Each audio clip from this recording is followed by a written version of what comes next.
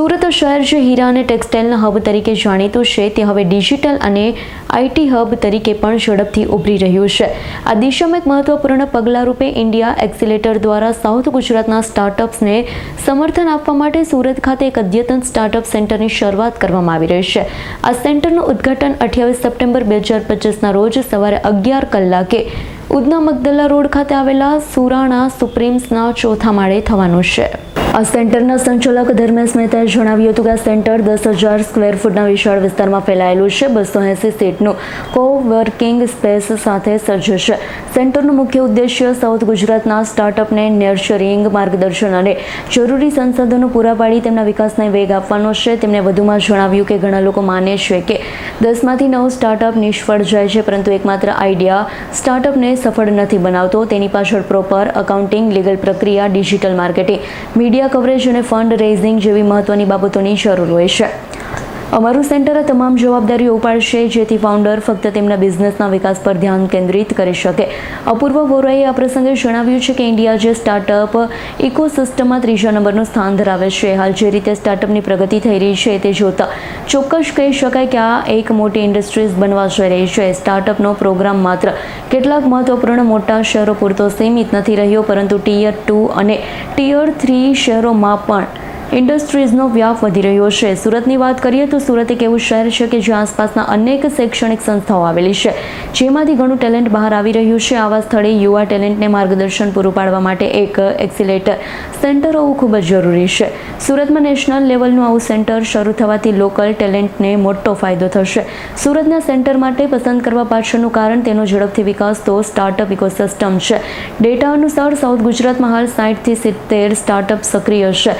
તાજેતરમાં 3 સ્ટાર્ટઅપ્સને નોંધપાત્ર ફંડિંગ પણ મળ્યું છે. સુરત હવે માત્ર હીરા અને ટેક્સટાઇલ પૂરતું સીમિત નથી, પરંતુ ઇન્ફોસિટી અને સ્ટાર્ટઅપ સિટી તરીકે પણ આગળ વધી રહ્યું છે. આ સેન્ટર આગામી સમયમાં નવા ઉદ્યમીઓને પ્રોત્સાહન આપી પ્રદેશના આર્થિક વિકાસમાં મહત્વનું યોગદાન આપશે.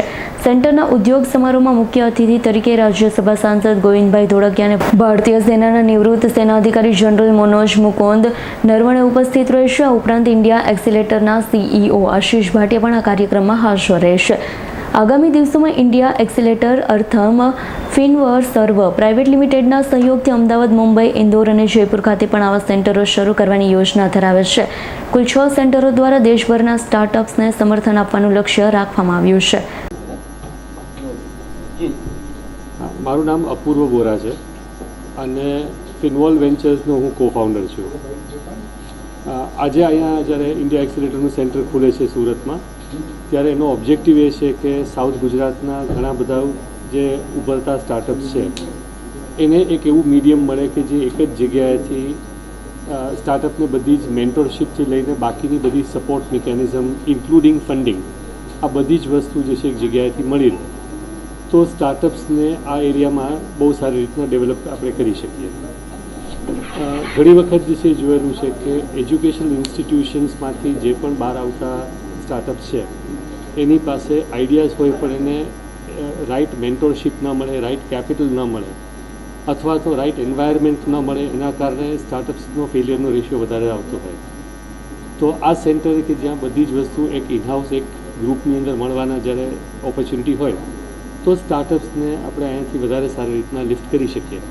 એ ઓબ્જેક્ટિવથી ઇન્ડિયા એક્સિલેટર અહીંયા જે છે આજથી કાર્યરત થાય છે. સર, ઘણી બધી આવી કંપનીઓ અત્યારે માર્કેટમાં સુરતમાં આવી છે, ઓલ ઓવર. આપણી કંપનીમાં યુનિક શું છે કે લોકો આપણે બધું સો પહેલી વસ્તુ એ છે કે જે આવા બીજા ઘણા બધા પ્લેયર્સ છે એ લોકો રિજિયન અથવા એક સિટી સ્પેસિફિક છે. ઇન્ડિયા એક્સિલેટર આજે આ 15મું સેન્ટર જે છે અક્રોસ ઇન્ડિયા છે અને it is expanding very fast. તો પહેલું એ છે કે મેન્ટરશીપ એક રિજિયનલ લેવલની હોય વર્સિસ મેન્ટરશીપ જે છે આખા ઇન્ડિયા લેવલથી જે છે જ્યારે આવે તો ક્વોલિટી ઓફ મેન્ટરશીપમાં ઘણો મોટો ફરક પડી શકે. આ સૌથી મોટો જે છે ડિફરન્સ છે. બીજું, આટલા 7-8 વર્ષથી કાર્યરત છે. 2022ની અંદર ઇન્ડિયાના બેસ્ટ એક્સિલેટરનો એવોર્ડ જે છે એ જીતી ચૂકેલ છે. સો ક્રેડેન્શિયલ્સ એ ફ્રન્ટ ઉપર જે છે એ ઘણા છે. અને last but not the least, SEBI regulated, SEBI registered funds પણ છે. તો જે આમાંથી બહુ સારા સ્ટાર્ટઅપ્સ બહાર આવે એને ફંડિંગ માટે પણ જે છે એ ઘણી બધી આનાથી કન્વિનિયન્સ રહી શકે. આ આખું એક વન પેકેજ તરીકે જોવા જઈએ તો this is something which will become very unique. આપનું નામ ને આપનો પરિચય. મારું નામ ધર્મેશ મહેતા છે.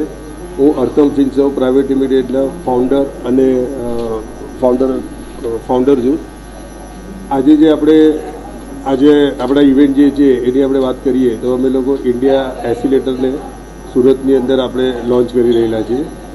મેઇન આપણો ઉદ્દેશ એ જ છે કે આખા સાઉથ ગુજરાતના જે બી સ્ટાર્ટઅપો જે છે એ લોકોને અહીંયાથી અફલિટ કરવાનો છે કે એ લોકોને સારો બેકઅપ બી મળી રહે. કારણ કે આપણે લોકોએ ઘણું બી જોયું છે કે સ્ટાર્ટઅપની આઈડિયાઝ બી સારી હોય છે પણ એને પ્રોપર મેન્ટરશીપ ને એ બધું મળતું નથી.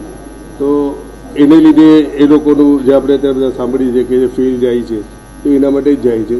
તો અમારો મેઇન ઉદ્દેશ અહીંયા આગળ એ જ છે કે સારા સ્ટાર્ટઅપના ઇનોવેશન આઈડિયાઝ જે છે એનથુ જે બી એના ઓનર્સ એ છે કે એ લોકોને આપણે બીજી બધી બી એક્સિલેટર જે બધી સર્વિસીસ આપણે પ્રોવાઈડ કરીએ અને એ લોકોને આગળ આપણે લઈ જઈ શકીએ. સર, લોકોને આથી કેટલો બેનિફિટ થશે માર્કેટમાં?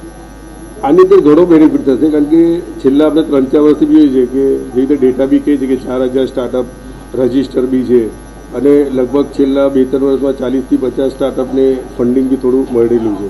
પણ હજુ એ લોકોને જે અહીંયાથી આગળ વધવું જે છે તો એ પાછળ પ્રોપર મેન્ટર એ લોકોને મળી નથી રહ્યા. તો એ લોકોને હજુ પ્રોપર જે રીતે ગ્રોથ થવો જોઈએ થયો નથી.